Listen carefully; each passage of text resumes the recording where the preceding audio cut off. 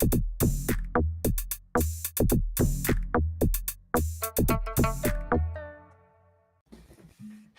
we are back. What is up? Welcome. You're listening to the Entrepreneurial Web. Welcoming back to the show. He's a show veteran. He's a jiu-jitsu veteran. He's an actual veteran. He's a lot of things. He's many things. Ryan Kovach, the one. Hi, Kovach. What's up, man? In Brazil. What's going on? So, oh shit. Not much. You again. Fucking always. You did a lot of rounds today? Yeah. So 7:30 a.m. no-gi class after staying up until midnight trying to catch the end of that damn no time limit match. I finally just fell asleep. I got up at like 6:15 and I was like, okay, who won? Of course, so you didn't watch Gordon? I didn't. I fell asleep, man. I had to get some rest. I just got back from the Finger Lakes yesterday afternoon, straight to work. And then I was watching that shit all night. And I was like, dude, I got to go to sleep. I'm going to get my ass handed to me in the morning, which I did. Got a proper. I didn't train for a week. I didn't do jiu-jitsu for a week. I worked out a bunch while I was up there, but that's a little different when the weights don't hit back. Right. I was going to say, I'm going to flip the script a little bit because you got some people on my end probably listening to this. So where do you train? Hansel Gracie Academy in New York City headquarters, RGA headquarters. Yes. Yeah. That's a smokehouse, huh? Yeah. It's hot. It's hot. Even the blue belts there fucking kick your ass. But so we did the 7:30 class, no-gi, and then I had to come right back to my place and train a couple guys that I work with from my old school, just in my little studio. So it was like 7:30 until 11:30. Nice. And at the end, I was just toast. I was toast, but not as tired as that one Isaac Mitchell. Because good God, they went for 2 hours. I just saw the submission. I just saw the finish a few minutes before we got the on level here. of the level of defense was just insane. He just did I that mean, the but whole time. hey, I know. I was like, gotta hand it to him. I know, but I'm like, dude, come on. It's time to make a breakthrough or just I agree. Either lose or do something. Die by your own sword. That's what they always Right. say at Hensos. Better to die by your own sword. Yeah. You know? Yeah. I mean, but I play that D sometimes. When I That back attack was it was consistent. Yeah, he passed his guard every time. Just like shoop, shoop, shoop. And, Boom. and right on him. But he finished with that armpit grip arm bar. That one. J-Rod's passing, by the way. J-Rod's passing? Did you see it? I saw towards the end. Yeah, I was going to say I saw Bodini's passing. Well, but towards the end. Yeah, sure. He turned it on. I mean, that kid's phenomenal. Speaking of talent, yeah, what we're all here to unearth. Well, we had a couple of so today's topic is BFA, and I think you're just now getting introduced to me telling you about it, and it's just an interesting story. But for all the millions of fans, you have to explain what BFA is. Yeah, well, one of the star kids of BFA was on last night. The Andrew. So yeah, man. So, and I think 2011 or 12. I just got this idea, like, so BFA. A lot of people thought it just stood for bad fucking ass or whatever, this and that. But what it really stood for was Battle for the Ages. And I got this idea of who's the baddest 11-year-old on the planet. No weight class. Didn't matter what your rank was. Just, you got to be 11 on the day, right? So we started at 9 and we went to 17. Okay. And so the whole premise is we want to figure out who is the number one kid at that age. And we had male and female, okay, divisions. Yeah, it was submission only, 6-minute round with no points, obviously. And if there was no one submitted, then it went into a overtime, where that overtime, I believe, was 3 minutes, and you got a point for every submission attempt. So the ref, obviously the submission attempt had to be legit. Like, It had to be a tappable attempt. You couldn't just throw your legs up for 2 seconds for a whack triangle and get a point. It had to be a triangle that the other person, got out of, right? Man, I came out and I created this website, and it was ballsy. It was, we are gonna find who the greatest in the world is at this age. We had kids coming from all over the world, literally flying into DFW from Argentina, Mexico, Brazil. I mean, legit. Obviously the West Coast, upper East Coast where you're at. I mean, best came. We set up this website. We would put out the brackets beforehand so they could see the matches, and the parents had a little chat room on there. They could talk, and oh boy, and threaten. This thing went insane. You ever want to see competition? Just let parents get involved in their child's sport. Dude, I'll talk about all the threats and stuff, but I mean, I literally got death threats and, more fuck yous and everything. But I also, the tournament, so leading up to the first one, no one knew exactly how cool it was going to be. There was a lot of risk. I was out there saying this will determine who the best kid in the world is. So, there was this Cuban mob out of Florida that, obviously had these really sick kids that were, great, right? And they weren't coming. They weren't going to make the flight. They weren't going to pay the money to enter and all of this. So they were all over the website saying, there's no way you're going to crown the best kids because ours aren't coming, and I'm like, well, then fuck you. If your kid's not coming, then they don't get the crown, right? 3 a.m, my wife at the time, my ex-wife, who's a black belt in jiu-jitsu as well, would get messages. And she's won worlds at every belt color. She would get messages. Your husband's a fucking asshole. Gonna kill him when I see him. Oh yeah, it was that bad. So the thing that was cool about it is we made unique belts. Like the belt, there was never a second one like it. So if you won one, it was unique in its design, right? So the next time, it wasn't the same BFA belt, a completely different design, maybe had some different inscriptions on it. It always had the BFA 1 or 2 or 3, whichever version we were on it, and all of that. So when you won that belt, it was yours. It was unique, and they were badass. They were really, really high quality, real belts, heavy, the whole thing, right? And so that was really unique about it. We held it at originally for the first few, we held it at this church in the area because they had a large venue with sound systems and multimedia and stuff, right? And they were willing to let us do it. We cleared out all of the pews and chairs. We made the mats 40 by 40 for one match. And we did one match at a time. This is what was so badass about it. So we cleaned out 2 rooms, set mats in there for warm-up rooms, right? So opposing teams would not be in the same room. Right. And you knew your exact time. So you got to understand, 2012, you had your Nagas and you had your new breeds and all these other things. Kids that stand around all day, not knowing when they're going, nothing real professional about it. I mean, obviously there's nothing wrong with Naga and all that or whatever the fuck you want to say. But my point is you're just kind of an afterthought. You go out there, you fight, you get your little sword, you go home. We wanted to create an experience, and we wanted the best kids on the mats, right? So you knew your exact time. You could warm up appropriately. You could go piss when you needed to, put the food in your belly, and really time it. The coaches loved all of that, man, because they could really prepare their athlete. And I mean, it's like 12-20 is your match.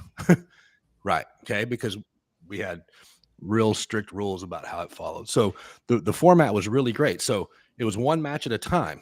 There was no 2 matches going on or 3 or 4. So these 2 kids had 40 by 40. No, I mean, hardly anybody ever even came close to going out of bounds. I mean, they could pick each other up and drive them 5 miles across the room and land, and they still weren't close to being out of bounds. So the whole format was just badass. Like, we wanted these kids to be able to fight with very minimal interruption, very minimal this and that. And we wanted the spotlight to be on them. We streamed it live. We would have the first one, I think we had 10,000 people watching live. I mean, it was incredible.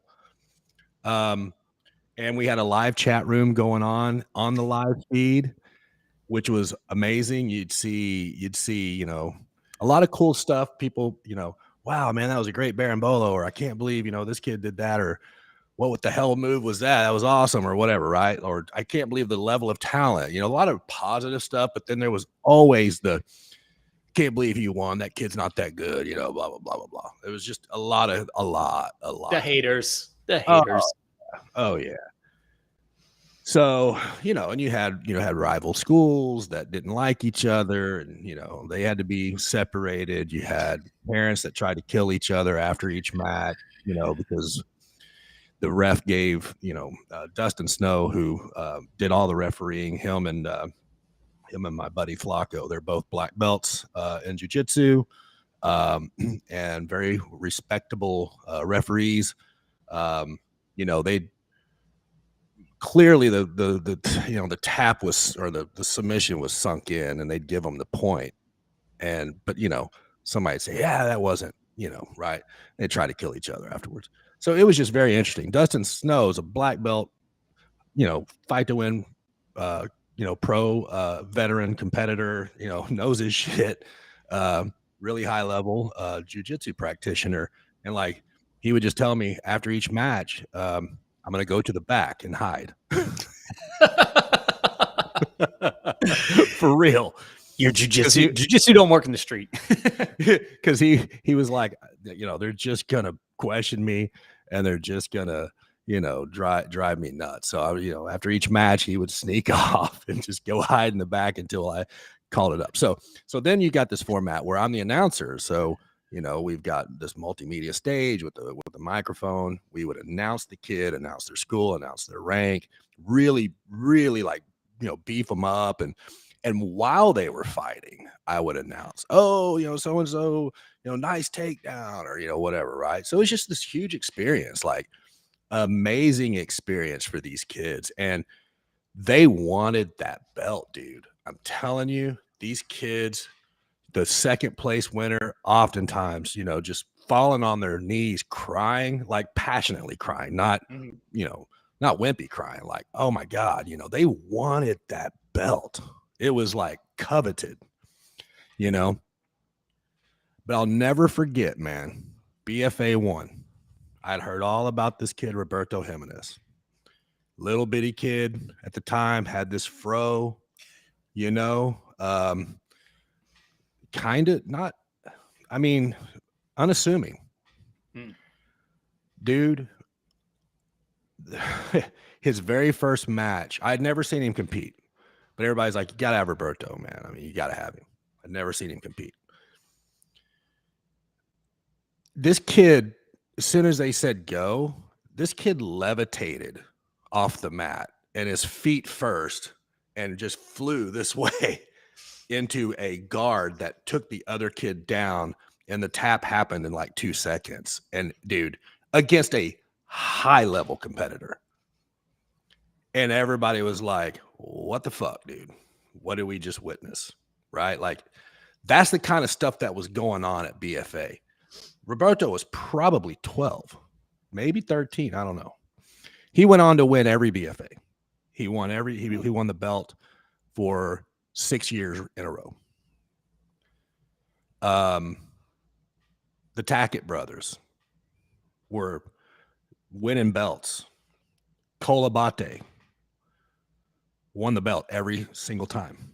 Yeah. These are kids that were starting out at 9 years old at BFA and never lost. They won the belt every time. And now, I mean, look at them, right? Yeah. You know, And so and your son was their age as well, right? my son was 9 years old at the time when we started, and he won 5 years in a row. He won the belt 5 times. He actually lost the first one to a kid from Guatemala. Very first BFA. I didn't think anybody was going to take him. At 9, he was just a pit bull, strong, aggressive, good wrestler, you know, a grinder, not the most technical, but just hard grind, you know.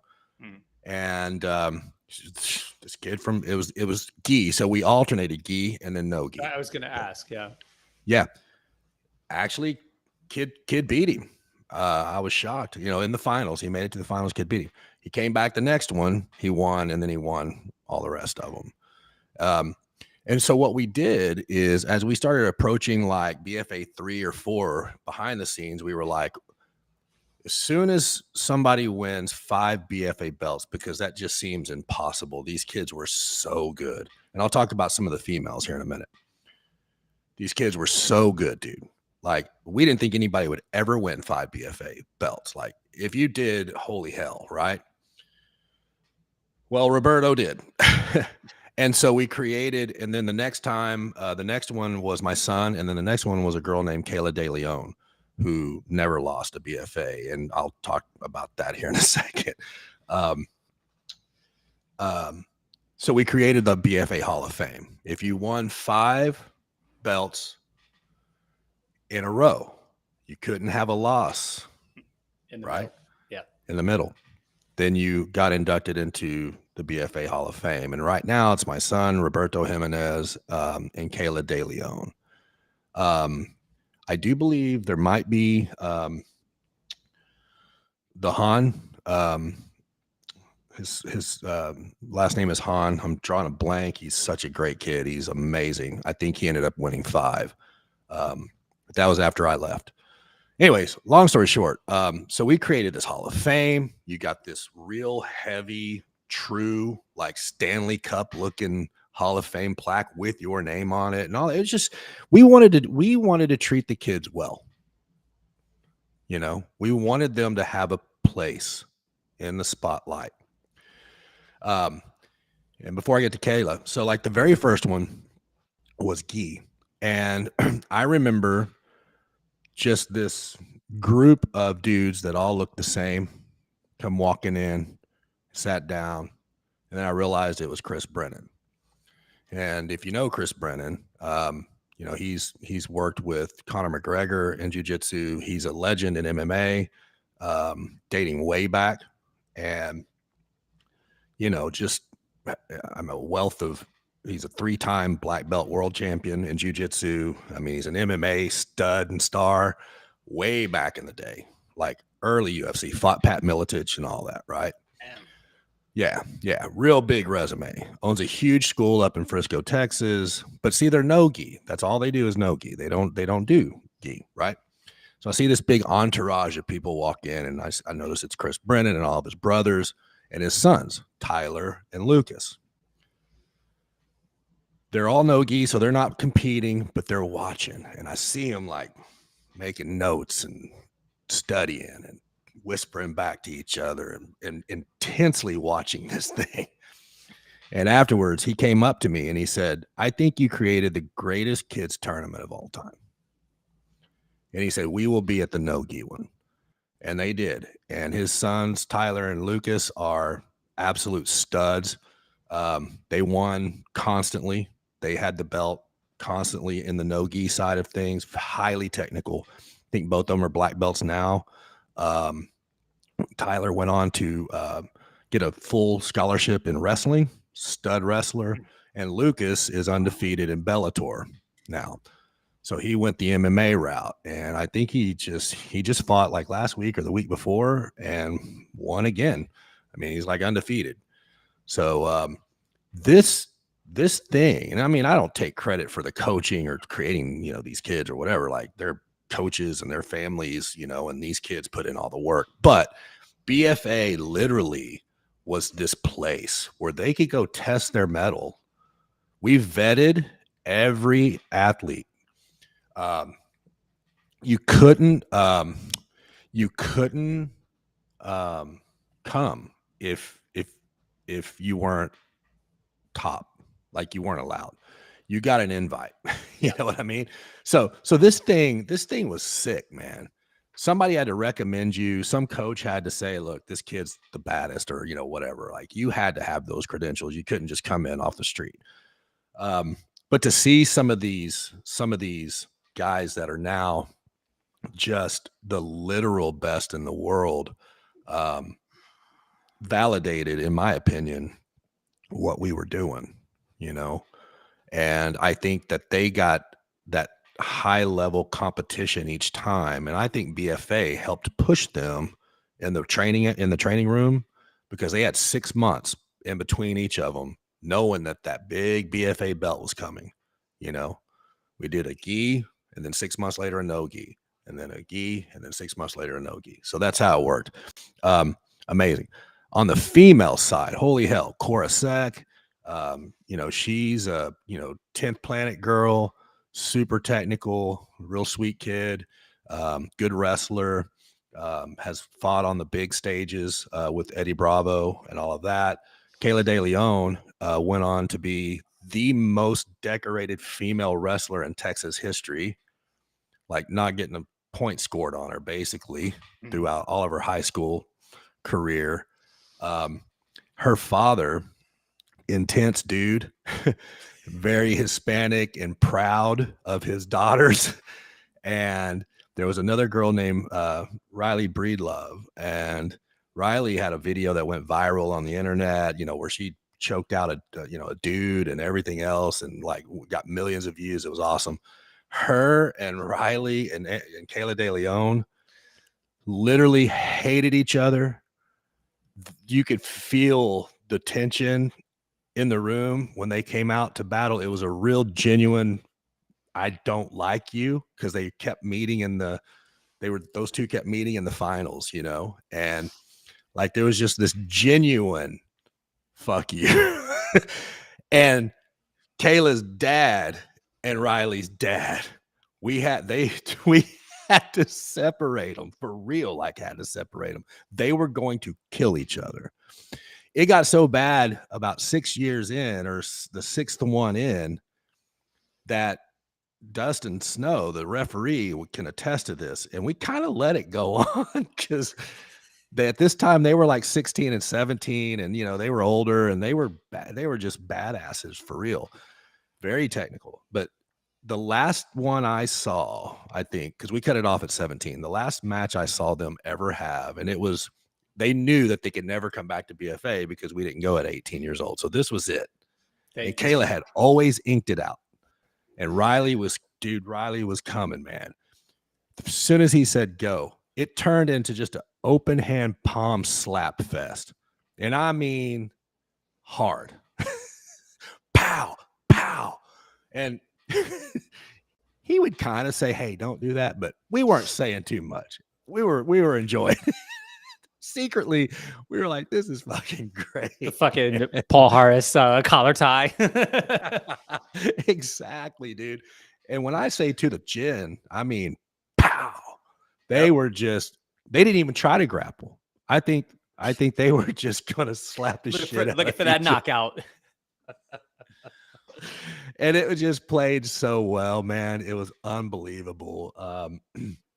Unbelievable. We had some drama too, where, you know, you had to be the age on that day, right? Like, you had, if you were in the 17-year-old bracket, you know, then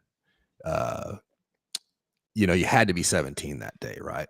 We had some drama where I think one of the Orenday brothers, who are studs, Austin and Damian Orenday, very high level competitors.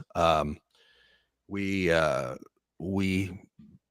found out later, or through the grapevine, that one of the kids, and I won't name them because I like the kids, they're all whatever, you know, wasn't the age on the day and ended up getting the belt and all this. And there was some of that, um, especially from some of the foreigners, because it's, hard to verify everything and, Right. this and that. And, kid walks in with the full beard and they say he's 12, you're like, his ears look like, look like, they're gone, basically. And Sloth from Goonies.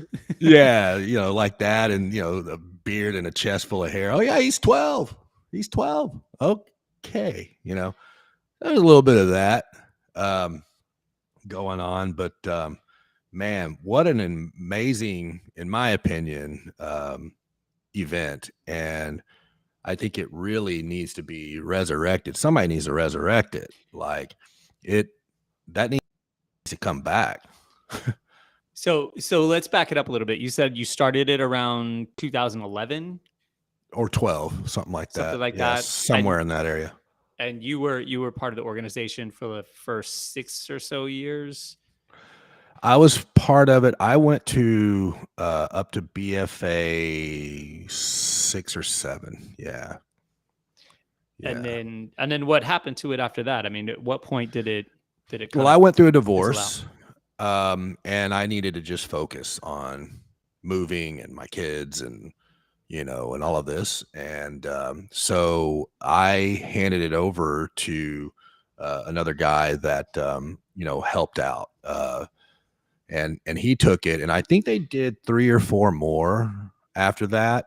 And they moved it from the church to Chris Brennan's gym up in Frisco, because Chris has a really badass gym called Next Generation, and it's a huge mat space, and they could just get the full experience there, just like they did at the original building, right?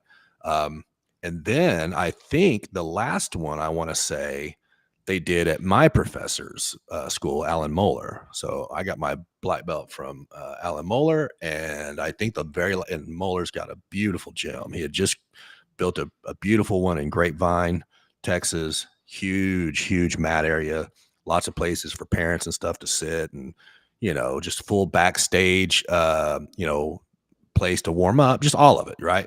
And so I think that was the last one. Was the last one. When was that? I want to say that was probably 3 years ago, maybe something like that. Okay. Yeah. And I don't really know. I mean, I was just going through a rebuild, a rephase, focusing on my business, and just, I was still training every day in jiu-jitsu, but I just needed to step away from it. Right. But man, somebody's got to bring it back, dude. It was amazing. And that format was amazing, in my opinion. Well, some of those kids are now adults, and they're not doing too bad. And well, they're the best in the world, man. Right. One of them could easily resurrect it. Yeah. Or somebody out there, some entrepreneurial minded person. I mean, Fight to Win Pro does a great job. They have the kids and, on display and all that. But I think the format of what kid doesn't want to go back to school and say, I'm the toughest 10-year-old, not the toughest 79-pound green belt 10-year-old. Right. I'm just the baddest 10-year-old, period. It would reduce bullying. That's for sure. And I think that was just the mystique of it, is we didn't care if you were a white belt. We didn't care if you were a green belt. What we cared about is, what competitor you were and what age you were. Can you beat that ass? Can you beat that ass? And I'm telling you, man, when you have Bruno Bastos, Chris Brennan, Dustin Snow, myself, Carlos Fiera, Diego Fiera, many world champion coaches in a room, and they're going and dude, that the talent is high. These kids were doing shit, dude, that honestly, I think some of these world-class badass competitors were like, oh, what the hell was that? Let me write that shit down, right? Well, they're fearless. They're fearless. Their bodies do what they want. Unlike my 50-year-old ass, right? You Like twist the wrong my way. brain, Like, yeah, my brain knows what I want to do. My body just won't it's just freaking like, do it, right? yeah, Yeah, not happening yeah. today, bro. Not so they, they're rubbery, they're fearless, And they can creative. go, Kids are they're creative. creative. One of my best training partners, I love him to death, Tony Tipton. He's a third degree black belt, high level competitor. He's fought Jeff Munson and beat him, and all this other stuff, right? Like, yeah, tough dude, right? And just moves like a freak. And he said, man, you want to learn how to grapple, go to the playground and watch kids play, because they'll just naturally get out of things because they're not questioning themselves. That shit's like national, it's like, Yeah. they follow their instinct and they do a good job. Yeah.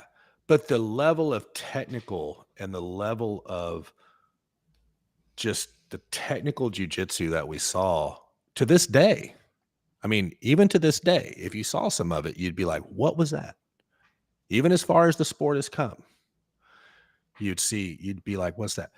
Roberto Jimenez was a scary, scary dude, man. This kid didn't break a sweat.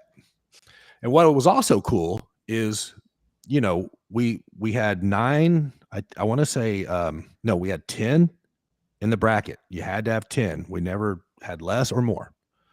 Okay. So you had to have a few fights to get to the finals. Mm. I don't think that kid ever fought more than a minute against the best, dude. That's one way to not break a sweat. Dude, it was unreal. But, Lucas Brennan, Tyler Brennan, same thing. The Tackett brothers, they had some wars, but I mean, really good. The Tackett brothers, obviously I'm biased because it was my son, but I will say one of the most epic wars that went to overtime was Andrew Tackett and my son. And no one won in the first 6 minutes, and it went into overtime. And the overtime was only 3. And if no one won in that, then it was judge's decision. Mm. There was like 5 seconds left. No points, no nothing. And my son had just inked out a side control where he set in a decent key lock that didn't tap him, but it was nice and deep and set in. And he got that point, right before the buzzer. And I mean, that was a nail biter. Like those two, Andrew and Dillinger, dude, would just such great kids, they're so polite and, they're just these good kids. But my God, when they got out there, it was wartime. It was war. So super, super cool event. And the format, like I said, if somebody can recreate that format, resurrect BFA, man, dude, it's epic. And you got the parents that get behind it. They want that belt, dude. So the parents want it more than the kids. The parents want that belt. I'm telling you though, the kids wanted it too. It was a big deal. Yeah. Most of the time when you went to their social media, they weren't showing their Naga belts or their swords. They were showing their BFA belts. Yep. And it seems like now is a good time because the vacuum that COVID created, where a lot of adults and kids that were pretty dedicated and like tough just stopped training for whatever reason. They did, yeah. And now it's a good time to just like kind of reassess and see who's who. I mean, Flo has done a great job of that. Yeah. In the adult division for sure, because a lot of people just like kind of disappeared, and you see the rise of, the Ruotolo brothers and Tacketts and all these guys were doing, really well before, but I mean, they're got a funny story scary. about the about Ty. And I wanted to hear this. So, I mean, it's nothing terrible, but we couldn't get them to BFA. You know why? They're twins. And the mom didn't want them to meet each other in the finals. She just didn't want it, which I understood.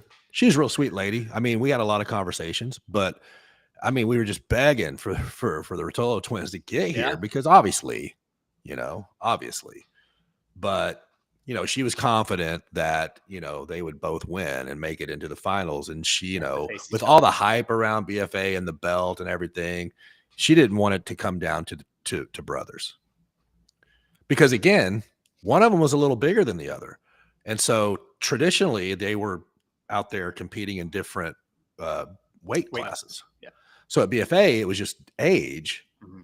And she just, she was like, and I said, well, you know what? Then send one of them this time and then send the other the next. I was just doing everything I could to get them there, man. And I never could get them there.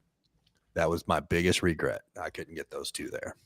But outside of that, I think that we had and we brought the very best, hands down. And the winners that were bringing the belts home are the ones you're seeing on Flow right now. Fucking killing it.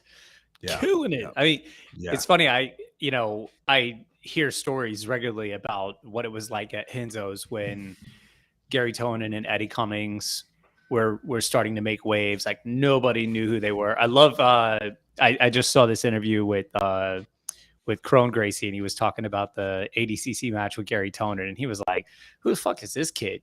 And he like gets his back and everything. And he's like, yeah, I got this. And he fucking escapes. And then he takes Crone's back. And Crone's like, what the fuck? And he looks over at his dad. And what is this? Like, Hickson's just looking at him like, you're a fucking idiot. And he's like, I have to fix this. And it's great to hear him tell the story because he ends up submitting him. But he was like, it was literally a no choice situation. Like I wouldn't be able to come home if I didn't win this match decisively against this person we don't even know. Nobody even knows, Right. So, these guys were coming up and the seeds were planted for their success, but like nobody knew who they were. And so I still, hear stories today, guys come in and, like, yeah, we just came in and there were these like, small guys in the corner and we're like, all right, I'll go fucking train with them. Like they became like regular training partners with them, but they had no idea who they were. And, they ended up exploding. And it's funny, everything kind of got purged there during COVID and, the squad left and everything. And I feel like it's starting to happen again. Like I'm training with these kids and I'm just like, and Mike Charmillo will say like, that kid's going to win ADCC. Just watch. And you're like, you train with them. And you're like, all right, yeah, he was good. You train with them 3 months later. And it's like, that's a different person. This kid just advanced so much. And I'm talking, my kid, like 19, 20, 21 years old, maybe 22, Oh, yeah. And I'm like, my God, he just got so good. And their gas tank is ridiculous. It's like, isn't it something, man? Like, yeah. Mike, don't do that no more. Like even J-Rod last night, man, he got out and he just turned it on. That's what I'm saying. Like and then once he got out of all the danger, then it was like the passing ability. Well, he just put Indy's back at the very end, right? Yes, he did. He got the body lock in and everything. If he would have had a little more time. I was like, man, if he wins this now after all of that, I'm serious, dude. Yeah, that's just. But you know what was crazy? In my years of coaching kids, man, when you got the stud that walked in the door day one, he's a football player, super athletic, and this and that, hardly ever panned out. Hardly ever. Mm-hmm. It was always that unassuming, quiet. Beware of the quiet ones. Polite. Just shows up. And then but they're like 25 hours a week, right? They're there all the time to do every class. Yeah, that's they're the one doing to watch out for. Well, and then they don't know anything, like they're brand new. They don't know anything. But then 2 years, 3 years later, you see them go out against these very seasoned kids and they murk them. And you're just like, and they were very much not the most athletic, kind of unassuming, skinny or nerdy or whatever, man. And then the next thing you know, that's the power of jiu-jitsu, man. The next thing you know, they're out there tanking people, man. That's what I love about it. Yeah. My buddy and I were talking about it this morning after we got done training because we were talking about I was telling him about the show today, and we were talking about, you know, jujitsu versus other sports. You know, like certain sports, you need certain builds and, you know, physical attributes to even be considered among the highest levels, you know, in the elites. And jujitsu is just like, you can be whoever you want to be, you know, as long as you put the time in and you're creative enough and you've got the drive, you can take it all. You could be a little teeny package and just like run it. Look at Marcelo Garcia, you know, not a very big, you know, you saw him on the street, you would be like, oh, nice gentleman, you know, and he would destroy you. He would kill you. Like limb by limb, just like that's what I love about it, man. Like, you know, if you looked at Chris Brennan's kids, you know, at the time, you know, Tyler, just this big smile. He always had this big smile, you know, probably weighed 100 pounds. He's skinny as a rail. Kill you. Kill you. I remember rolling. This is probably 5-6 years ago. So Lucas, you know, had to have still been a teenager, you know, and I was, I think, a brown belt, maybe a purple, about to get my brown belt, grown ass man, deadlifting, you know, almost 500 pounds and, you know, all of this other stuff. And, you know, here's just this nice smiling kid. I mean, I'd seen him compete. I knew he was an animal. Don't get me wrong. He's a technical animal, but, you know, I go over for the open mat at Chris's place and I roll with him. I'm just like, God dang, this sucks. Here's the fucked up part is like, you know, it's like when you're working with like a small person like that, or a kid or a woman, and you're like, I'm not going to be the dickhead that just smashes them because my ego. If you fuck up 1 millisecond, like this much, it's done. You're like, oh, I'm gonna be nice. And you're like, I remember when I was rolling with Lucas, I was like, I had a kind of a half guard from the bottom, and I was just really, really pinching that leg, and mainly just like holding on for dear life, because I knew if I didn't just kind of frame and keep him away and everything, that he was going to do some somersault over my head and be on my neck in about 2 seconds. I mean, I was playing very defensive. Yeah. Not going to lie, dude. Right. We got to shout out Chris Pinkowski here from LinkedIn. I don't know if you remember him. Absolutely. Awesome of you to have Ryan on again. I miss seeing his stuff on LinkedIn, and great conversation for a Friday while me and my son are preparing for Naga Battle at the Beach a month from now. Boom. Yeah, baby. Love it. Love That's it. awesome. Yeah. We're going to let Ryan live vicariously through me on multiple social media platforms. But I texted my brother last night, just the picture that you put up, and he goes, hope you don't get canceled. We have not started talking about guns just yet. Not yet, man. You're not wearing the AK hat this time. I can't see it. What does it say? I am the militia. Oh, I gotta know. But yeah, man. No, they don't like me on social media all that much. Yeah, fuck them. I get banned everywhere I go. So you're still on Instagram. Yeah, and I almost got banned today for calling somebody what they had in their own bio. They called themselves a polypan beaner dildo in their bio. You know, purple hair, gay flag, the whole thing, right? I have not heard that pronoun before. Well, me either. So I just said, okay, polypan beaner dildo, whatever. I called him what he had in his bio, and I got a hate speech warning, and your account's about to get shut down. I'm like, fuck off, man. I got a comment blocked. It was me and my brother and my sister on a Facebook post, and I called my sister fat, and they took it down. And I was like, look at her fucking picture. Look at her picture. I call her fat all the time. I've been doing this for years. Magically, though, you call somebody skinny and it's not hate, right? And that's an insult to me. I'm trying to put some weight on. I need to get bigger. Right. Like, it just drives me crazy. But no, if anybody is out there listening, I don't have the time right now at all. But dude, hit me up.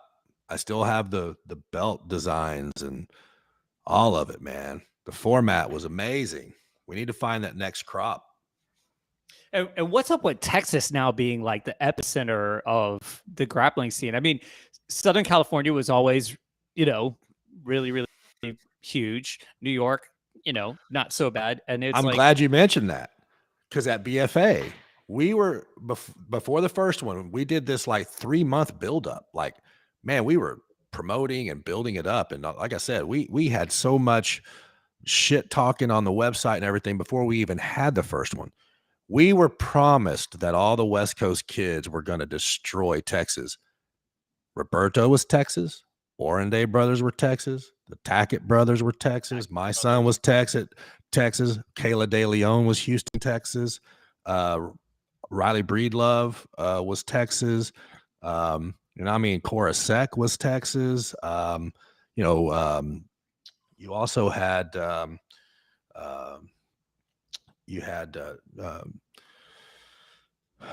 there's several others that I'm thinking of that just destroyed West Coast kids consistently. Jessie Crane, Texas. She was on that last who's number one. Yep. She got heel hooked. But Jessie's a monster, dude. Jessie was wrecking girls on the West Coast. We literally kept tally. Texas was beating East and West Coast even back then. And now, with everybody moving here and Austin, blowing up and all of that, it's incredible to see. But, around my house, DFW, you've got, obviously the Machados have schools here. John Machado's got a school, that my wife got her blue belt from. You've got, Chris Brennan's school. You've got several UFC. Travis Luter has a big jiu-jitsu school right down the road from me. Fought Anderson Silva. Won the Ultimate Fighter. He has a huge school of jiu-jitsu here and MMA and all that. All within a stone's throw. Right. Crazy. Now everybody's got a school. Like Sean, now you got a school there. You got Gordon and all them down here now. You've got Danaher's here. It's crazy. And it's like a lot of it is just politics. Texas Sure. didn't shut down. Right. If your bread and butter is your school and staying open, you got to go to a place that's not going to just shut you down. And Buffalo was already headquartered there, right? Correct. I remember when those guys it was just like two guys in a van going to schools, like really rogue. But they built. I'd be interested. Actually, it's funny. So Flo did a BFA, and I'm wondering if it's archived somewhere. Ooh, I could look that up. I gotta watch the Gordon fight. Look it up. If it is posted, I'll see if there's any BFA footage on there. There's definitely BFA footage on YouTube. You can find it. Yeah, man. Look it up, and dude, it's just sick. It's sick. But their like escalation, to where they are now, certainly was attractive also, because for guys like, Gordon and Nikki, the Rutolos, the Tacketts, all them, that was one of their, even before. Dude, I watched Roberto Jimenez fight Cyborg in Texas. What? Yeah, and Cyborg won by decision. Yeah, I believe it, man. I don't want to tangle with any of those kids. I got my hands full already, just with the new talent at Henzo's. I'm like, fuck, man, I can't take that shit anymore. Think about that. At the time Roberto was like 13 doing BFA, Cyborg was the literal ADCC champ. Right. And a grown-ass man. And a grown-ass man. And now Roberto fought him last year or the year before and went the distance. Wow. Crazy stuff. Great stories. Lots of memories. I'd love for anybody that watches this to, throw out a memory or something that, that they remember about it or whatever. Just a lot of fun. A lot of excellent jiu-jitsu. in my opinion, the greatest format of all time. Well, and I wanted to ask you this because you also spent a career in the staffing industry as well. So like you have this kind of knack for discovering talent and fostering it. You know, did that play We a worked our role? asses off. We vetted every competitor, you know, towards the end. I think one of the things where it lost its luster after I stepped out is no knock against any of the kids that were there. They were all great. But towards the end, you know, it was kind of like if you want in, you can get in. And I think that we spent a ton of time going through IBJJF results, you know, for kids' pans and everything, talking to the parents, you know, making sure they were going to be. This is another thing, like all of this effort and money going into it for the belts and the building and the referees and the insurance and the mats and just all of this other stuff, right? And the advertising. The kids had to show up or it effed up the whole brackets, right? Like, I mean, you know, it's not like Gordon Ryan. He's obviously going to show up to his fight, right? He's a professional. He's getting paid and all that. These are kids and they're at the mercy of their parents and all this. So, I mean, we had to get, you know, a decent amount of a deposit up front from them to make sure, you know, like you don't show up, the whole bracket's screwed, that type thing, man. And so there was a ton of work that went into it to make it what it was behind the scenes, you know? And why did the Cubans want to kill you again? So they weren't, that part I'm still not clear on. They were all okay. They were all this one's for Nick Lozano, by the way, too. He was curious about that. Yeah. So and seriously, like they were messaging my wife saying they were gonna kill me and shit. Like legit. Because they had some really high level talent kids, but they were small. And they were like, you know, and it's because there's no weight class or anything, it's just the age, right? And I said, look, you know, they were like, you can't be doing this, you know, IBJJF's the best, and we're going to keep our kids, you know, in the real rule sets of jujitsu and keep it pure. What you're doing is bastardizing the sport. And, you know, how dare you say that whoever wins that belt is the best? We've got kids that are way better at jujitsu than any of these kids. And I'm like, well, then bring them. Well, but they're only 85 pounds and you've got a kid in this bracket that's, you know, 150. And I'm like, who's the toughest 10-year-old? Not the toughest green belt 75-pound 10-year-old. You see what I mean? And so we would have heated exchanges, you know, and they would come in and lambaste the kids. They would say bad things about the kids. They would say bad things about the parents. And of course, I would pop off on them and tell them to go fuck themselves, you know, and I did it very publicly and I embarrassed them. Then so they were studying under a guy that was really old, and there was a viral video of him doing a technique that was just stupid.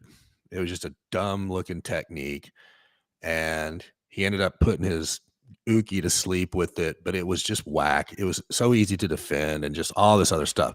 So I published that, tagged him, tagged their school owner, tagged everybody. I was like, this is the guy that y'all, you know, and I fucked with him back. Right. So, but they were some very aggressive people. And they would, you know, if you listen to them, they would have you believe that I was being followed and, you know, my days were numbered and all this other stuff. And I was like, fuck off.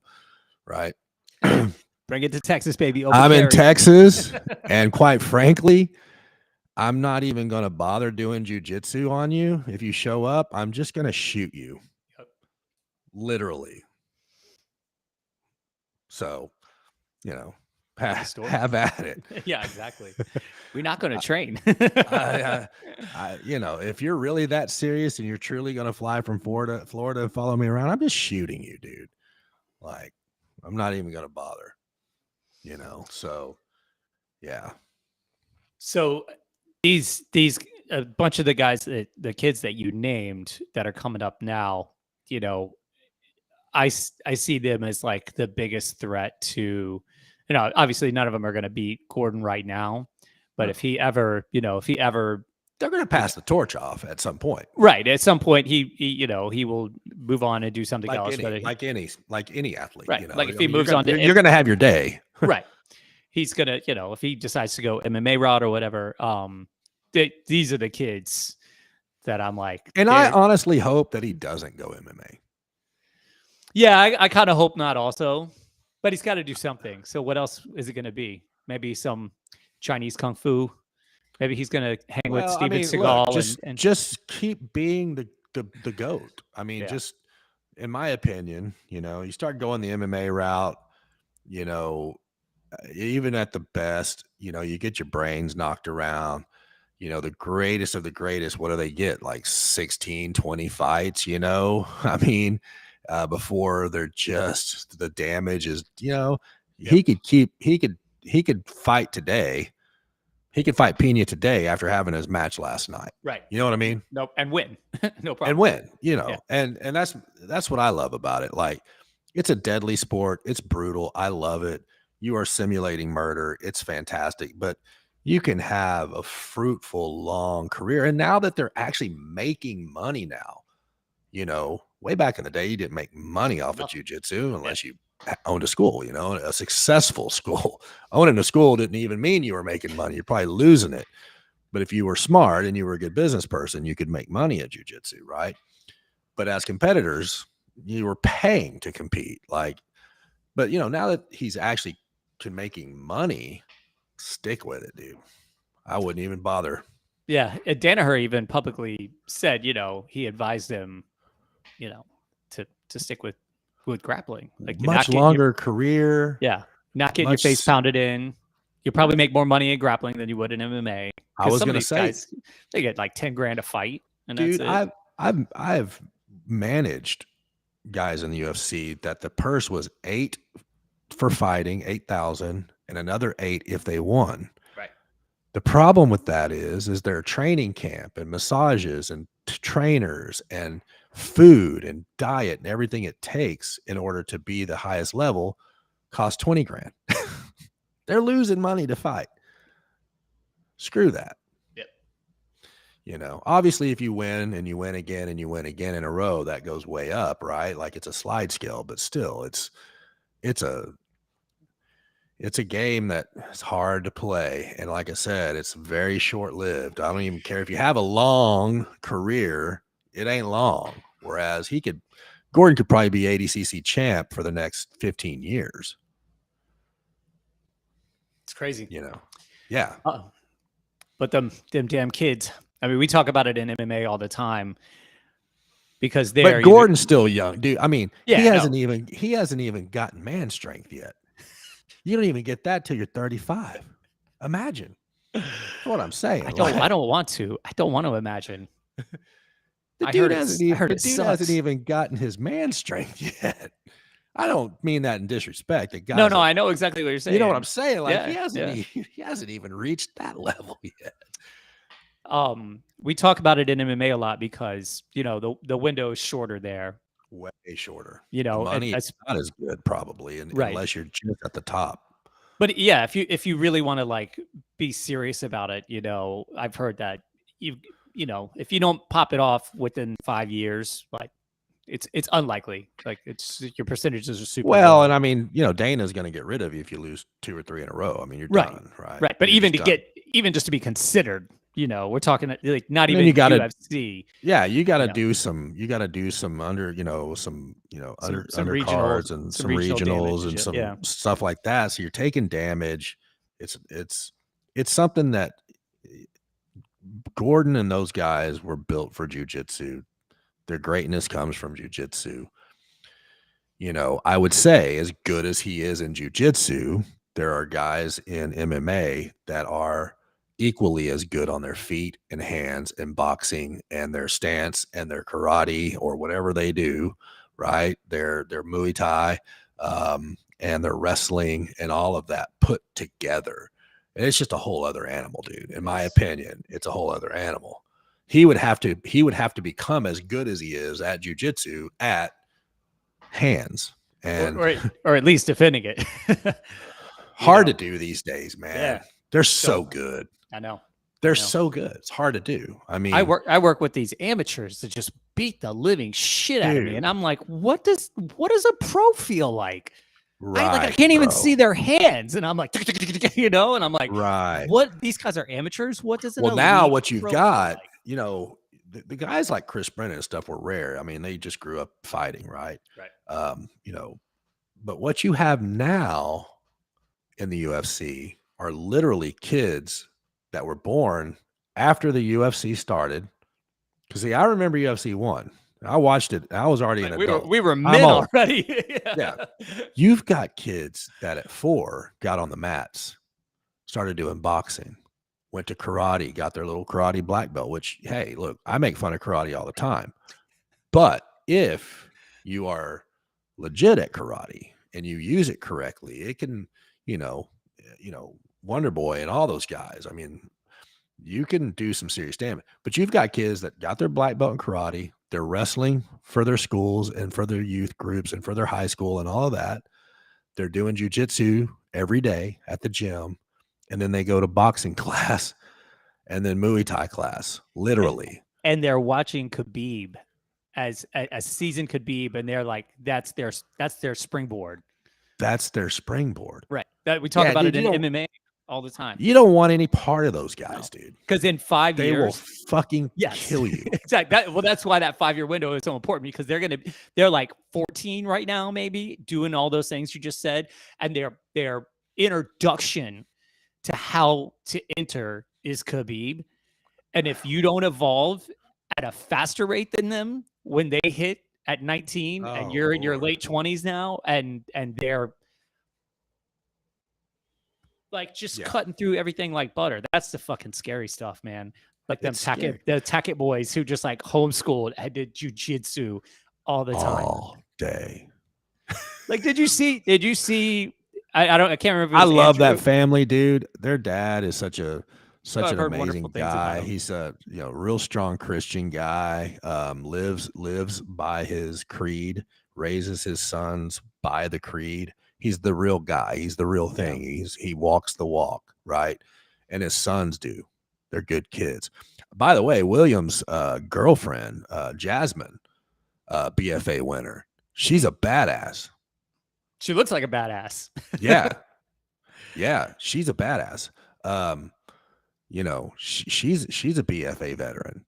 And I mean, good Lord, dude, what kind of kids are they gonna put out if they get married? Scary. I think they've been dating a long time, but if they end up getting married after, what the hell kind of freak are they gonna create? Like, no matter what you do and what you breed or groom, it ain't gonna be enough. It just ain't gonna be enough. No. It's amazing. I love it, man. I love it. One of them beat Big Dan in the Flow show. Did you see that shit? He was just like stuffing his face and slapping him and everything. And Dan's like very stoic. I know him. He's trained at Henzo's a bunch since I've been there. And super nice guy too. It was so funny. Yeah. We were sitting upstairs one day and it was like still in the hand sanitizer era where there was like hand sanitizer everywhere. And something came up about alcohol, like it being made from alcohol. And he was kind of like, really, what? And like, I don't know. My wife and him started talking and he's like, I've actually never had a drink before. He's like 19 at the time. And he's like, yeah, I've never had a drink of alcohol in my life. Like just the nicest, like wholesome kid. Yeah. The Tackett brothers are like that too, man. I mean, they're just wholesome. Yes. I gotta be dirty to get ahead, man. These guys are just pure and clean and the best. And I'm like, fuck. Yeah. Fuck. Yeah, they're real inspirational. And like I said, that family is legit. They walk the walk and talk the talk, and well, that's good because jiu-jitsu is going to need it because there's always some bullshit trying to infiltrate it. And if there's people like that at the helm, it makes me feel better about the future. Yeah, just good people. Roberto Jimenez he's intimidating. He's intense. I mean, he's an intense guy. But man, behind the scenes, man, just this big smile, a good, honest guy, was always a role model at BFA, managed himself well, encouraged all the younger ones. Did Nicky Ryan ever make it out there? No. Because he was after. I think it started. I mean, Nicky was obviously training, but I mean, Nicky was really starting to come up and make a name, for himself. After that, and also again, we cut it off at 17. And that would have been around the time. Yeah. I got it. Yeah. So, and the reason for that is at 18, we pretty much said, kind of consider that adult, where this is a kids tournament, and so 17 was the cutoff. But, we had just unbelievable talent. Golly, so many kids. I feel bad because if any of them are listening, I feel bad. My 50-year-old brain just, I feel like Joe Biden right now. Like there's so many kids that I just want to name, but my brain doesn't work. So I'm going to lean in and whisper. What a creep. Here we go. I'm gonna have to cut you off there. No, but for real, like there's just I wish I could just think of just all of the badasses that went through that, man. Just it's insane. I should have pulled up some old rosters, but by all means, man, go to YouTube and look up BFA Jiu-Jitsu. There's footage out there. Look up on Flow. I'm interested to see if Flow's got I'll check the today. actual BFA archived. I'll take That'd a look be really today. cool. Yeah. I'm gonna go watch it. I gotta go get some food. I got a cheesesteak with my name on it. I haven't had anything to eat all day. I had a little acai smoothie after my first session. I gotta get some food in me and get ready for tonight. Awesome. We'll post this out and we'll tag everybody that we spoke about. And I'm sure I missed a lot and I apologize, but man, we'll resurrect this thing. We'll dig it up. Amen, brother. Nice. Cool. By the way, your brother, he wants to know how the bracelet sales are coming along. I've got them all. I'm not even answering that. I got them all in the packages. My daughter made them. I'm gonna get them out the door. Nice. So she did it. She did it all, and I think she told me a couple of days ago. So I'll start getting those out. Very good. Thanks for the support. Yeah. She's got more money than I do now. She's doing well. Got it. I mean, you and I, we got a decent retirement plan. We have 3 daughters. We have 3 daughters, man, and they're way smarter than us. And they're when the last one was born, I was in the hospital, just like looking all beat down and distraught, like, fuck, I have 3 daughters. And the nurse says to me, Daddy, it's okay. Your chances that one of them is going to take care of you just went way up. And I was way up. Speaking of, man, my daughter's been killing it on the jiu-jitsu scene. Yeah, no, I follow her, man. And wrestling. And then she set the school all-time record in track. I saw. So, and then the other one is doing really, really amazing in music. And then the little one is all about cheer and tumbling and all that. So, all kinds of activities going on, bro. We got fencing, soccer, like camp. My son's doing great, man. He's out there doing his thing and jacked. The kid he's massive. Yeah. So, we're blessed. For sure. I think my sleeper is my little one. She's only 4 right now, but man, she's a pistol. And her jiu-jitsu is great already. That's just so awesome. Naturally. But she trains at the Upper West Side location. They have kids classes there. But I roll around with her all the time, man. It's just perfect frames, like intuition. She just stuffs my face. She knows. Watch a kid play. She knows to take her hand and just turn my head this way so that I can't move forward it's to instinct. her anymore. It is. It's amazing. It's amazing to watch. Get them in while they're young, man.